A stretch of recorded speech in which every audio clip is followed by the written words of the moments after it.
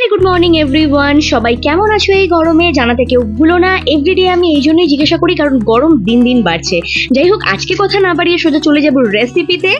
আজকের রেসিপিটা গরমে তোমরা আরামসে খেতে পারবে, কোনো অসুবিধা কিন্তু হবে না। সানডে ব্রেকফাস্ট হিসেবে খেতে পারো, যে কোনো দিন ইভিনিং স্ন্যাক্স এর মধ্যেও কিন্তু এটা অ্যাড করতে পারো। সো আজকে বানাতে চলেছি চিকেন মেয়ো রোল। ইয়েস, একদম ঠিকই শুনেছো, চিকেন মেয়ো রোল। সো কি হয়েছিল, কালকে রাতে চিকেন রান্না করার পরে কিছুটা চিকেন বেঁচে গেছিল, তো আমি ভাবলাম ওয়েস্ট করার কি আছে, সকালে কোনো রেসিপিতে বানিয়ে নেব, রেসিপির মধ্যে অ্যাড করে দেবো চিকেন। সো দেখো বানাতে কি কি লাগছে ইনগ্রেডিয়েন্টস। একটু পেঁয়াজ আমি কুচি কুচি করে রেখে দিয়েছি, শসা স্লাইস করে একদম চপ করে রেখে দিয়েছি। কালকের রাতের যে চিকেনটা ছিল সেটা আমি একটু হালকা শেডেড করে রেখে দিয়েছি। অ্যান্ড লাগছে সুইট কর্ন, যেটা ফ্রোজেন ছিল, আমি ভিজিয়ে রেখে দিয়েছিলাম জলে। আর একটু ক্যাপসিকাম লাগছে, আর লাগছে লঙ্কা কুচি। বাচ্চারা খেলে তোমরা কিন্তু অ্যাভয়েড করতে পারো। অ্যান্ড তারপরে আমি যেটা করেছি, একটু ময়দা নিয়ে পরোটা করার জন্য দুটো গোল্লা করে রেখে দিয়েছি, সেটাকে এখন বেলে নেব।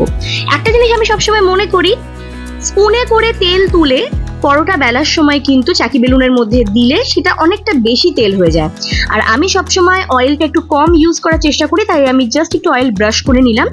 এইবার আমি পরোটার যে গোল্লাগুলো সেগুলোকে জাস্ট একটু বেলে গোল গোল করে পরোটা করে নেব। হ্যাঁ, আমি জানি যে আমার সব পরোটা গোল হয় না, তো প্লিজ এটাকে একটু স্কিপ করে নিও। একটা মানচিত্র ম্যাপ হতে পারে আর একটা গোলগাল পরোটা হতে পারে। সো ব্যাস এভাবেই আমাদের চলতে হয়, আর এইভাবেই আমরা চালাই নিজেদেরকে। খাওয়া নিয়ে কথা বস, যেভাবেই হোক না কেন, তাই না? তো আমার মনে হয়েছিল যে ওইটুকু তেল সাফিসিয়েন্ট নয়, তাই আমি আর একটু তেল নিয়ে কিন্তু উপরে ব্রাশ করে নিলাম। আর দেখো খুব সুন্দরভাবে আমি পরোটাটা করে নিয়েছি। এটা আমার এক পিস পরোটা হয়ে গেল। এবার আমি সেকেন্ড পিসটাকেও খুব সুন্দর করে গোল করে আমি আস্তে আস্তে হালকা হাতে কিন্তু বেলে নেব। একটা জিনিস মাথায় রাখবে, রুটি বা পরোটা করার সময় কিন্তু কোনোভাবে প্রেস করে বা জোরে প্রেসার দিয়ে বেলা যায় না, হালকা হাতের উপরে সুন্দরভাবে বেলে নিতে হয়, তাহলেই কিন্তু খুব সুন্দর একটা শেপে চলে আসে জিনিসটা। হ্যাঁ, আমি চেষ্টা করেও শেপে আনতে পারিনি, বাট আই এম শিওর যে তোমরা ডেফিনেটলি শেপে আনতে পারবে। সো আমার কিন্তু পরোটা দুটো বেলা হয়ে গেছে, যেটার মধ্যে এবার আমি আস্তে আস্তে ইনগ্রেডিয়েন্টস গুলো অ্যাড করবো, ডেফিনেটলি সেটা ফ্রাই করার পরে। সো এবার আমি একটা তাওয়া নিয়ে নিয়েছি গ্যাসে, অ্যান্ড সেই তাওয়াটার উপরে হালকা অয়েল আমি কিন্তু ব্রাশ করে নিচ্ছি। তোমরা দেখতে পাচ্ছ এক্ষেত্রেও কিন্তু আমি স্পুন দিয়ে তেল দিলাম না, জাস্ট আমি ব্রাশ করে নিলাম, যে যদি ফার্দার লাগে তখন আমি আবার সাইড থেকে হালকা করে ব্রাশ করে দেবো। এইবার আমি খুব সুন্দর করে পরোটাটা ফ্রাই করে নিচ্ছি। একটু ভালো করে ফ্রাই করতে হবে যেন কোনো সাইড কাঁচা না থাকে, আবার খুব একটা বেশি ডিপ ফ্রাইও করা যাবে না, তাহলে কি হবে, যখন রোলটা আমরা বানাতে যাব না তখন সাইড থেকে জিনিসটা ব্রেক হয়ে যাবে। সো দেখো আমি হালকা হালকা ভাবে খুব সুন্দরভাবে পরোটাগুলোকে ভেজে নিচ্ছি। একদম তেল কম রয়েছে এখানটাতে, তেল কম দিয়ে রান্না করলে কিন্তু আমাদের হেলথের জন্য অনেক বেশি উপকারী। সো আমার একটা পরোটা অলরেডি ফ্রাই করা হয়ে গেছে। এবার সেকেন্ড পরোটাটা আমি তাওয়াতে দিয়ে দিয়েছি, যেটা অলমোস্ট আমি কিন্তু বিনা তেলেই বলতে পারো করছি, যদি তেল লাগে তাহলেই আমি অ্যাড করব। সো অলরেডি পরোটার গায়েও কিছুটা তেল লেগে থাকে, তো সেটা থেকেই মোটামুটি কিছুটা ফ্রাই কিন্তু ওখান থেকে হয়ে যায়। তোমরা সেটা বুঝে করো, তোমাদের টেস্ট ওয়ার্ড অনুযায়ী তোমরা পুরো রান্নাটাই কিন্তু করবে। সো এটাও আমার হয়ে গেল একদম বিনা অয়েলে। এইবার যেটা রাইট টাইম, সেটা হচ্ছে সমস্ত ইনগ্রেডিয়েন্টস গুলো যা যা আমি রেখেছিলাম সেগুলোকে পরোটার মধ্যে অ্যাড করা। তো আমি প্রথমেই যেটা করব, সেটা সব থেকে ইয়াম্মি ব্যাপার আমার কাছে, সেটা হচ্ছে ভরে ভরে একদম মেয়োনিজ দেবো। হ্যাঁ, আমি জানি যে মেয়োনিজ একটু আনহেলদি, বাট এক আধ দিন খেলে কিন্তু কিছুই হবে না।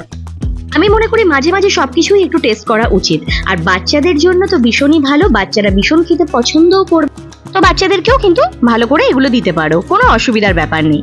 সো যাই হোক, এবার আমার মেয়োনিজটা স্প্রেড করা হয়ে গেছে। এরপরে যেটা আমি দিয়ে দেবো সেটা হচ্ছে tomato ketchup. So tomato ketchup আমি কিষানের ইউজ করছি, তোমরা যে কোনো ব্র্যান্ডের ইউজ করতে পারো। আর মেয়োনিজ তো তোমরা দেখলেই আমি হেলমেন্টের মেয়োনিজ ইউজ করছি, তোমরা যে কোনো ব্র্যান্ডের ইউজ করতে পারো।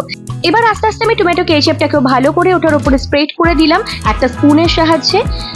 এবার আস্তে আস্তে দিয়ে দেবো আমি তার উপরে পেঁয়াজ যেগুলো কুচি করে রেখেছিলাম, আর যে শসা স্লাইসগুলো আমি করে রেখেছিলাম, এক এক করে প্রত্যেকটা ইনগ্রেডিয়েন্টস কিন্তু দিয়ে দেবো। দিয়ে দিলাম একটু ক্যাপসিকাম তার উপরে, আস্তে আস্তে এরপরে শসার কুচিগুলোকেও আমি ওর উপরে দিয়ে দেবো। অ্যান্ড তারপরে একটু কাঁচা লঙ্কা যেগুলো আমি ছোট করে কাট করে রেখেছিলাম সেগুলোকেও কিন্তু আমি ওর উপরে আস্তে আস্তে দিয়ে দিচ্ছি। এবার যে সুইট কর্নগুলো আমি ভিজিয়ে রেখেছিলাম ফ্রোজেন অবস্থায়, সেগুলো নরম হয়ে গেছে, তো সুইট কর্নগুলোকে আমি ওর উপরে দিয়ে দিলাম। সুইট কর্নটা মুখে পড়লে না খুব সুন্দর একটা টেস্ট ফিল হয়। এবার যেটা দিয়ে দেব সেটা হচ্ছে যে কালকে রাতে চিকেনটা বেঁচে গেছিল, শেডেড করে রেখেছিলাম, সেই টুকরোগুলোকে একটু একটু করে কিন্তু আমি এক একটা রোলের মধ্যে দিয়ে দেব। তারপরে দিয়ে দেব একটু হালকা পিঞ্চ অফ সল্ট, একটু গোলমরিচ বেশি করে, কারণ গোলমরিচ একটা আলাদা টেস্ট আনে যে কোনো খাবারে। তারপরে যেটা দিয়ে দেবো সেটা হচ্ছে একটা পেরি পেরি মশলা। যে পেরি পেরি মশলাটা দিয়ে চিকেন রোলটার টেস্টটাই একদম পুরো অন্যরকম হয়ে যাবে। খুব সুন্দর লাগে খেতে পেরি পেরি মশলা, যে কোনো জায়গায় তোমরা অ্যাড করতে পারো, খুব সুন্দর লাগে, একটু চটপটা টাইপের খেতে হয়। এইবার যেটা হয়েছে যে তোমাদের রান্না দেখাতে দেখাতে আমার ট্রাইপডটা ভেঙে গেল হঠাৎ করেই, আর তার ঠিক পরেই আমি একটা রিং লাইটের স্ট্যান্ডে ফোনটাকে রেখে আবার ভিডিও করা শুরু করে দিয়েছি। কি আর করা যাবে, কষ্ট তো একটু করতেই হবে, শুধুমাত্র তোমাদের ভালোবাসা পাওয়ার জন্য, তাই না? সো তারপরে আমি কি হলো, যে রোলটা বানালাম সেটাকে একটা টিস্যু পেপার তার মধ্যে ভালো করে রোল করে নিলাম। তোমরা চাইলে ফয়েল পেপারেও অ্যাড করতে পারো, আমার ফয়েল পেপারটা শেষ হয়ে গেছিল, তাই জন্য আমি টিস্যু পেপার খুব সুন্দরভাবে র্যাপ করে নিয়েছি। র্যাপ করার টাইমে যদি ইনগ্রিডিয়েন্টস গুলো ভেতর থেকে বাইরে চলে আসে কোনো অসুবিধা নেই, আবার ভেতরে ঢুকিয়ে দেবে। তারপরে আমি ঠিক আর একটা রোল আবার নতুন করে বানিয়ে নিচ্ছি, যেটা এক্সট্রা একটা পরাঠা ছিল সেটাকে নতুন করে বানিয়ে নিচ্ছি।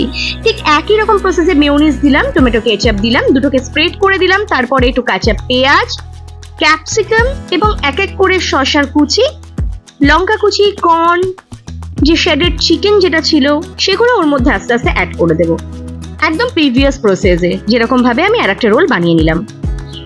আর তার ঠিক পরে আর একবার নুন, গোলমরিচ এবং পেরি পেরি মশলা অ্যাড করে ঠিক আর একবার আমি নতুন করে আর একটা রোল বানিয়ে নেব। ব্যাস এইভাবেই আমার দুটো রোল রেডি হয়ে গেল, একদম creamy delicious chicken mayo roll. ভীষণ সুন্দর খেতে হয়েছিল, মানে জাস্ট ধারণার বাইরে। আমি খাওয়ার পরে যখন ইভিনিং এ সোমকে দিয়েছিলাম, ও জাস্ট আসার পরে বললো এটা কি বানিয়েছো, এত সুন্দর খেতে লাগছে। জাস্ট যে র্যাপ গুলো হয় দোকানে, একদম র্যাপ হয়েছিল পুরো, খুব সুন্দর খেতে লাগছিল খেতে। প্লিজ তোমরা রেসিপিটা ট্রাই করো, ট্রাই করলে কিন্তু তোমরা বুঝতে পারবে যে রেসিপিটা কতটা ইউনিক খেতে হয় আর একদম দোকানের মতো টেস্ট হয়। বাইরে যে কোনো দোকানে যে সমস্ত ভাবে ওরা রোল বানায়, র্যাপ বানায়, তার থেকে কিন্তু কোনো অংশে কম হয়নি। তো ভিডিও কেমন লাগলো প্লিজ কেউ জানাতে ভুলো না। আজকের জন্য এইটুকুই, দেখা হবে নেক্সট কোনো ব্লগে। কন্টেন্ট ভালো লাগলে প্লিজ চ্যানেলটা শেয়ার করো, লাইক করো আর সাবস্ক্রাইব করতে একদম ভুলো না, কারণ তোমাদের একটা সাবস্ক্রিপশন আমাকে অনেকটা সাহস যোগায়।